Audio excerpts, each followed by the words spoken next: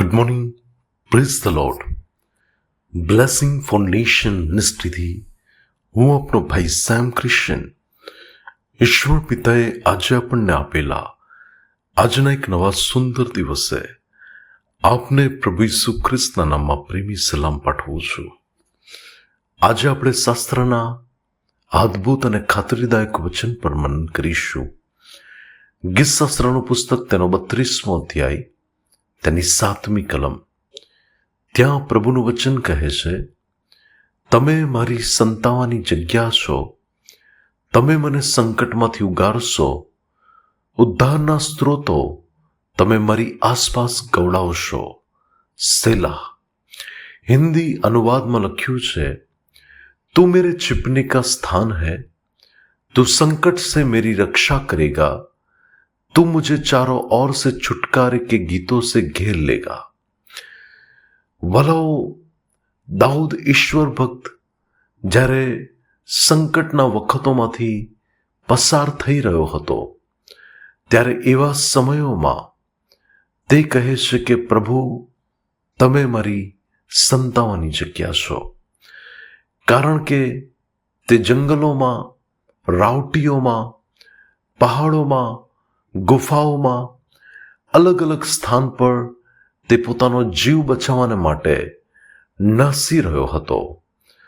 પરંતુ તેણે એક બાબત જાણી લીધી હતી કે તેના વચ્ચે અને તેની મોત વચ્ચે ફક્ત એક જ ડગલું અંતર હતું. છતાં પણ તે બધી પરિસ્થિતિઓમાં સલામત હતો.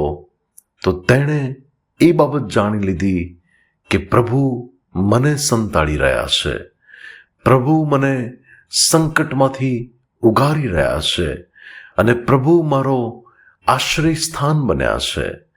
ત્યારે વલાઓ, પરમેશ્વરે તેના જીવનની અંદર અદ્ભુત કામ કર્યું કે ત્યાં તેણે ઉદ્ધારના સ્ત્રોતો ગાયા અને પરમેશ્વરને મહિમા આપ્યો કે જે પરમેશ્વરે તેના જીવનને મોતના મુખમાંથી બચાવ્યું, જે પરમેશ્વરે તેને ઇઝરાયલનો મહાન રાજા બનાવ્યો, જે પરમેશ્વરે તેના જીવન માટે છુટકારાના અને આશ્ચર્ય કામોના અદ્ભુત કૃત્યો કર્યા, એ જ પરમેશ્વર મારા ને તમારા માટે પણ આ સંકટથી ભરાયેલા જગતની અંદર તે આપણું આશ્રય સ્થાન બને છે. ગીતશાસ્ત્ર 91 અને 1માં લખ્યું છે, પરાત પરના ગુપ્ત સ્થાનમાં જે વસે છે તે સર્વ સમર્થની છાયામાં રહેશે. અને હું યહોવા વિશે કહીશ કે તે મારો આશ્રય તથા મારો કિલ્લો છે. ખ્રિસ્તમાં મારા વાલા ભાઈઓ અને બહેનો, આપણા જીવનની અંદર જ્યારે મુશ્કેલી આવે છે ત્યારે આપણે શું કરીએ છીએ, ક્યાં જઈએ છીએ અને કોનું શરણ લઈએ છીએ, એ બહુ મહત્વનું છે. જો માણસને તમે તમારા જીવનનું આશ્રય સ્થાન બનાવશો તો તમે ઠોકર ખાશો.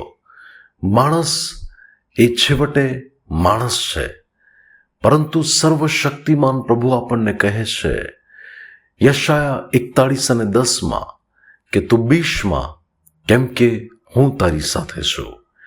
એ જ પરમેશ્વર આપણને કહે છે કે આમ તેમ જોઈશમાં, કેમ કે હું તારો ઈશ્વર છું, હું તને મારા ન્યાયના જમણા હાથથી નિભાવી રાખીશ. ત્યારે વાલાઓ, જીવનના કોઈ પણ સંજોગો હોય, જીવનની કોઈ પણ પરિસ્થિતિ કેમ ના હોય, મારે અને તમારે આપણા પ્રભુ ઈસુ પર વિશ્વાસ કરવાનો છે અને તેમની પાસે આવવાનું છે.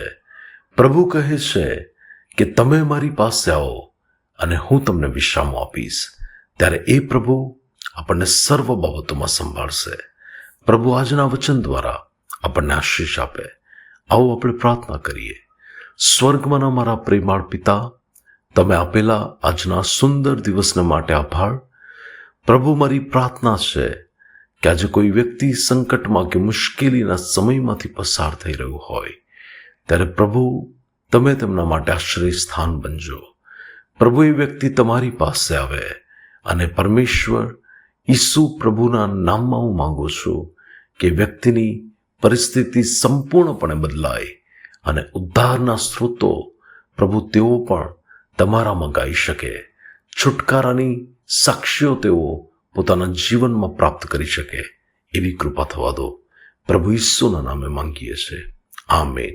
May God bless you. Have a blessed day. Shalom and happy Sunday.